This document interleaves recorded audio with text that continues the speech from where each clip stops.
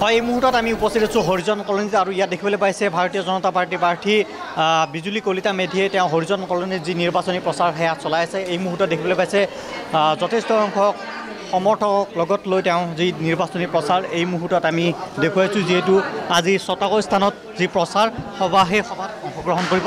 বাইদেউ, আপুনি আৰম্ভ কৰিছে আজি হৰিজন কলনীৰ পৰা, যিহেতু নিৰ্বাচনলৈ বেছি দিন নাই, ২টা দিন মাজত মাত্ৰ, কেনেকুৱা আশা কৰিছে? খুব ভাল যে সকলোকে আমি এটা টাচ দিয়াৰ চেষ্টা কৰিছোঁ আৰু আমাৰ এই হৰিজন ভাই বন্ধুসকল সদায় আমাৰ লগত আছে আৰু আজি তেওঁলোকক এবাৰ দেখা কৰিব আহিলোঁ। গতিকে তেওঁলোকৰ সম্পূৰ্ণ আশীৰ্বাদ আমাৰ লগত আছে। মাৰ্জিন কেনেকুৱা হ'ব পাৰে? আপুনি ৰাইজৰ মাজত গৈছে, য'তেই গৈছে তাতে যথেষ্ট মানুহ। হয়, চাওক, গণতন্ত্ৰত ৰাইজে ৰজা, গতিকে ৰাইজে যিহেতু সম্পূৰ্ণ আশীৰ্বাদ কৰিছে, গতিকে এটা খুব ভাল মাৰ্জিন এটা হ'ব বুলি আশা কৰিছোঁ। মূল যুঁজখন কাৰ লগত হোৱাৰ সম্ভাৱনা আছে?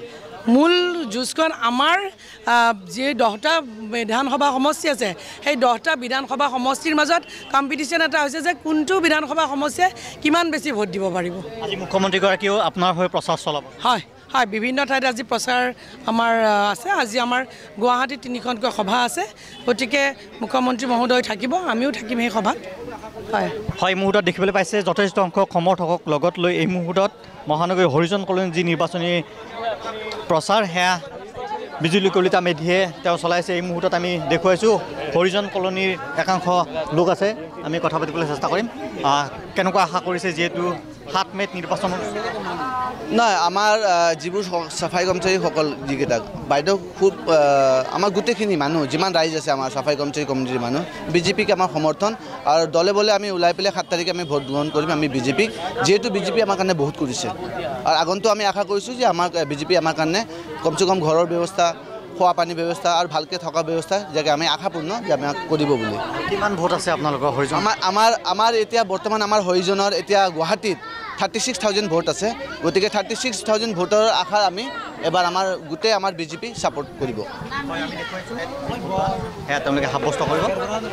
কেনেকুৱা দেখিছে, যিহেতু আপোনালোকে বহুত ধুনীয়া। আজি 31 নং ৱাৰ্ডত বাইদেউ আহিছে হৰিজন কলনীত চলাপাৰাত, আৰু ৰাইজৰ সঁহাৰি মৰম বহুত আছে। বিজেপিৰ লগত বাইদেউৰ লগত আছে, বিজুলী বাইদেউৰ লগত, আৰু নৰেন্দ্ৰ মোদী ডাঙৰীয়া ইমান ধুনীয়া কাম কৰি গৈছে। গুৱাহাটীত অসমত ডাবল ইঞ্জিনৰ চৰকাৰ ডক্টৰ হিমন্ত বিশ্ব শৰ্মা নেতৃত্বত ইমান ধুনীয়া কাম কৰিছে।